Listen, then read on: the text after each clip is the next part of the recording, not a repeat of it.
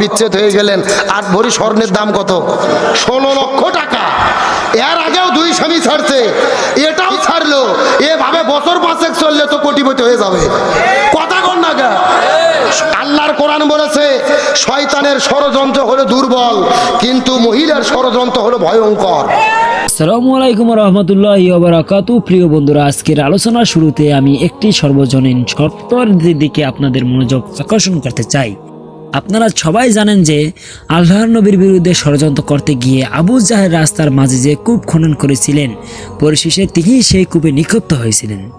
ঠিক একই ঘটনার প্রতিচ্ছবি যেন আমরা দেখতে পাই আবু তাহা মোহাম্মদ আদনান ভাইয়ের জীবনে। তার সম্মানের চেষ্টা হলেও দিন শেষে ষড়যন্ত্রকারী নিজেই নিজের সম্মান ধ্বংস করেছেন। আজকের এই আলোচনায় 3টি মৌলিক ও গুরুত্বপূর্ণ দিক নিয়ে আমি কথা বলব। বক্তাদের অবস্থান পরিবর্তন, যারা এতদিন আবু তাহা মোহাম্মদ আদনানের ভাইয়ের বিরুদ্ধে ভুল তথ্য দিয়ে বক্তব্য দিয়েছিলেন, তারা কিভাবে সত্য উদ্ঘাটনের পর নিজেদের অবস্থান পরিবর্তন করেছেন এবং এখন তাদের বক্তব্য কি, দাম্পত্যের সজ্ঞতা ও শিশুর ভবিষ্যৎ। দুঃখজনকভাবে তালাকের পর আবু তাহা মোহাম্মদ আদনান ভাইয়ের ছোট ছোট শিশু সন্তানরা বর্তমানে কোথায় এবং কেন তাদের মা তাদের গ্রহণ করেননি? অর্থলোভের অপবাদ নিঃসরণ। আবু তাহা মোহাম্মদ আদনান ভাইয়ের নামে পরিচালিত বাড়ি গাড়ি ও শত শত বিঘা সম্পত্তির গুজব কতটা সত্যি তা ভিডিও ক্লিপের প্রমাণ সহ আপনাদের সামনে তুলে ধরা হবে। আসুন আমরা একটি মৌলিক বিষয়ে নিশ্চিত হই। জীবনের প্রতিটি পর্যায়ে তার সংসার, ব্যবসা, রাজনীতি ও বা ধর্মীয় ক্ষেত্রেই হোক না কেন, শেষে সত্যের জয়ই হয়। মিথ্যা জলে পুড়ে ছারখার হয়ে যায়, কেননা সত্যের ক্ষমতা মারাত্মক এবং যারা ন্যায়ের উপর ভিত্তি করে কাজ করে কেবল তারাই যুগ যুগ ধরে টিকে থাকে।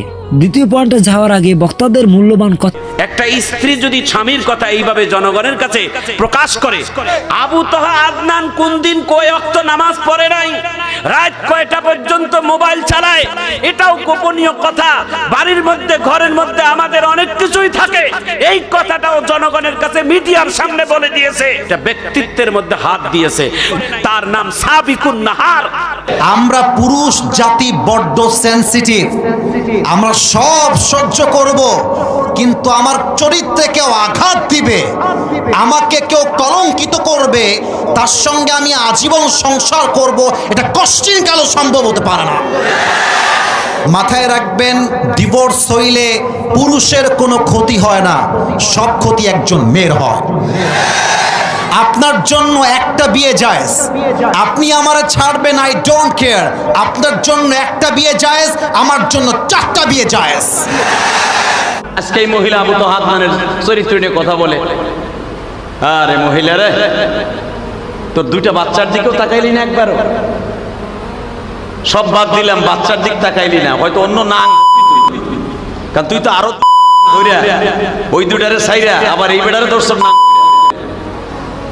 একবারও কি ভাবলি না যে তোর এই ঘরে 2টা বাচ্চা আছে, আগের ঘরেও 2টা বাচ্চা আছে, মিরপুর কালশির বিয়ে বলছিলি?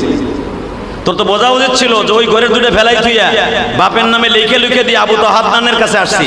তুই যতই মায়া কান্না করস, আবু তাহা আদনানের ভালোবাসা জনগণের কাছ থেকে সরাইতে পারবি না। তাদের মূল্যবান কথা আমরা শুনছি, এখন আমরা সে দুঃখের বিষয়ে প্রবেশ করব। আবু তাহা মোহাম্মদ আদনান ভাইয়ের শিশু সন্তানরা বর্তমানে কার কাছে আছে? কিন্তু দিন শেষে বিষয়টা কি দাঁড়ালো? আবু তাহা আদনান হয়তো আরেকটা বিয়ে করবে, সে আরেকজন স্ত্রী পাবে, তার স্ত্রী আরেকজন স্বামী গ্রহণ করবে, আরেকজন স্বামী পাবে। কিন্তু যেই 2টো বাচ্চার দায়িত্ব তারা নিয়েছিল, তাদের মধ্য থেকে আল্লাহ তাআলা নতুন যে 2টো প্রাণের সঞ্চান করেছিল, ওই 2টো বাচ্চা তো কিয়ামত পর্যন্ত নতুন করে আর কোনো মা বাবা পাবে না। এই জন্য বিবাহের পূর্বে চিন্তা ভাবনা করে বিয়ে করেন। আপনার স্ত্রী শুধুমাত্র আপনার শয্যা সঙ্গী নয়, সে আপনার সন্তানের মা। যদি দেখেন এই নারীর মাঝে মাতৃত্বের গুণাবলী নাই, এই নারী আমার সন্তানের মা হওয়ার মতো যোগ্যতা রাখে না, এই নারী বিবাহের পূর্বে বহু হারাম সম্পর্কের মধ্যে লিপ্ত ছিল, বিয়ের পরেও তার ভালো হওয়ার কোনো সুযোগই নাই, ইচ্ছাও নাই, সে দিনের পথে ফিরে আসে না, এমন নারী যত সুন্দরী হোক না কেন, যদি আপনি ফিতনায় পড়ে তাকে বিয়ে করেন, হয়তো স্ত্রী পাবেন, সন্তানের মা পাবেন না।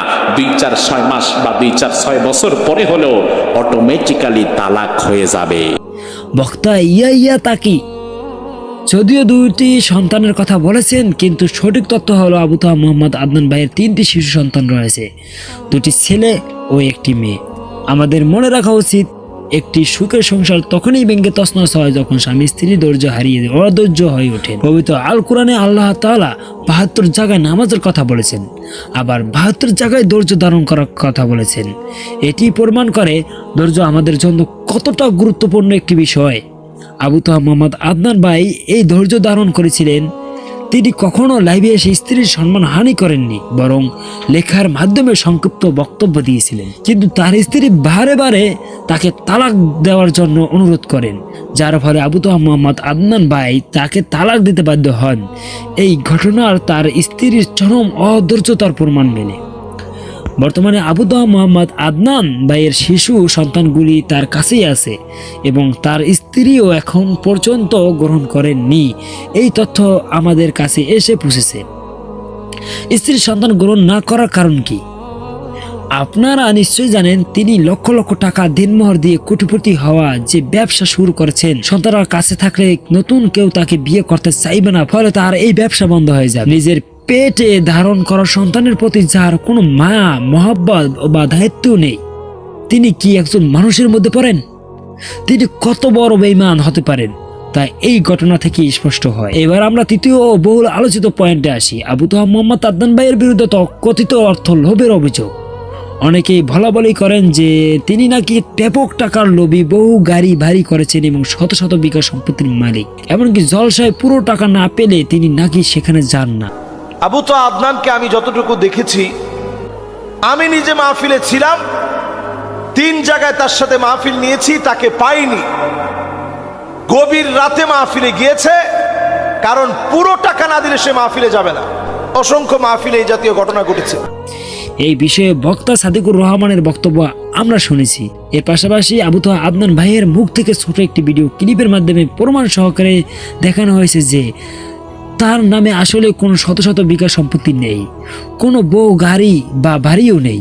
এই যে মাহফিল করতে এখানে এসেছি, কমিটিকে জিজ্ঞাসা করে দেখেন আমরা কোনো চাপ দিয়েছি কিনা। আমরা কেন বলবো যে আমাদেরকে 20 দিতে হবে, 30 দিতে হবে? কমিটি আমাদেরকে বলে ভাই কত হলে আপনি আসতে পারবেন, আপনার যাতায়াত খরচ কত হলে আপনি আসতে পারবেন, তারাই তো আমাদেরকে বলে।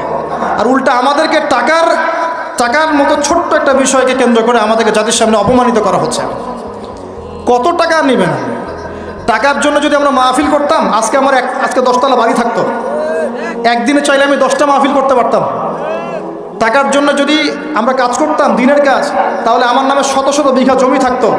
আমি আল্লাহর বান্দা, আল্লাহর জমিনে বেঁচে আছি কারাগারের জীবনে। আমার 100 কোনো জমি নাই পৃথিবীতে এখন, 100 কোনো। আল্লাহর কসম করে বলতেছি, আমার 2-2টা পরিবার ভাড়া থাকি আমরা। প্রত্যেক মাসে ভাড়ার টাকা গুনতে হয় আমাদেরকে। টাকা পয়সা দিয়ে মাহফিল কিনে। আশা করি তার সম্পত্তির লোভ নিয়ে আপনাদের মধ্যে যে ভুল ধারণা ছিল তা সম্পূর্ণভাবে পরিষ্কার হয়ে গিয়েছে। এই আলোচনা শেষে বিবাহিত অবিবাহিত সকলের জন্য একটি অত্যন্ত গুরুত্বপূর্ণ বার্তা রয়েছে। এই বার্তাটি বিবাহ বিচ্ছেদের ভয়াবহতা সম্পর্কে। আপনারা হয়তো জানেন না, ইবলিস শয়তান সব থেকে খুশি হয় কখন? ইবলিস তার দলের শয়তানদের প্রতিদিন শয়তানি করতে পাঠায়। দিন শেষে তারা ইবলিসের দরবারে ফিরে আসে এবং তাদের কৃতকর্মের হিসাব দেয়। কে বলে সে বাপ ছেলের মধ্যে ঝগড়া লাগিয়ে দিয়েছে, কে বলে সে একজন নামাজিকে তার নামাজ থেকে দূরে সরিয়ে দিয়েছে। ইবলিস এসব কাজে খুশি হয় না। কিন্তু যখন কোনো শয়তান বলে যে সে একটি পরিবারের স্বামী স্ত্রীর মধ্যে এমনভাবে ঝামেলা পাকিয়ে দিয়েছে যে তাদের রাগ এমন পর্যায়ে নিয়ে গেছে যে অবশেষে তাদের তালাক হয়ে গিয়েছে, তখন ইবলিস আনন্দে আত্মহারা হয়ে যায়। ইবলিস সেই শয়তানের কাঁধে চড়ে গোটা এলাকা ঘুরে বেড়ায় এবং তাকে বলে, তুমি আজকে একটা মহান কাজ করে আমার দরবারে হাজির হয়েছো। অতএব প্রিয় বন্ধুরা, আপনাদের প্রতি আমার অনুরোধ, স্বামী স্ত্রীর মধ্যে ছোটখাটো ঝামেলা হবেই, কিন্তু সেই ঝামেলা যেন শয়তানের প্ররোচনায় পড়ে এমন জায়গায় না যায় যে পুরো সংসার ভেঙে তছনছ হয়ে যায়। এই ছিল আজকের ভিডিওর গুরুত্বপূর্ণ বিষয়বস্তু। ভিডিওটি ভালো লাগলে অবশ্যই লাইক দিবেন এবং আপনাদের মূল্যবান মতামত আমার কমেন্টে জানাবেন এবং আপনাদের বন্ধুদের নিকট বেশি বেশি শেয়ার করে সত্য ন্যায়ের এই বার্তা প্রচারে সহযোগিতা করুন। ভিডিওটি যদি ভালো লাগে থাকে আমার চ্যানেলটি সাবস্ক্রাইব করবেন অবশ্যই। আজকে এখান থেকেই আমি সমাপ্ত নিলাম। ধন্যবাদ।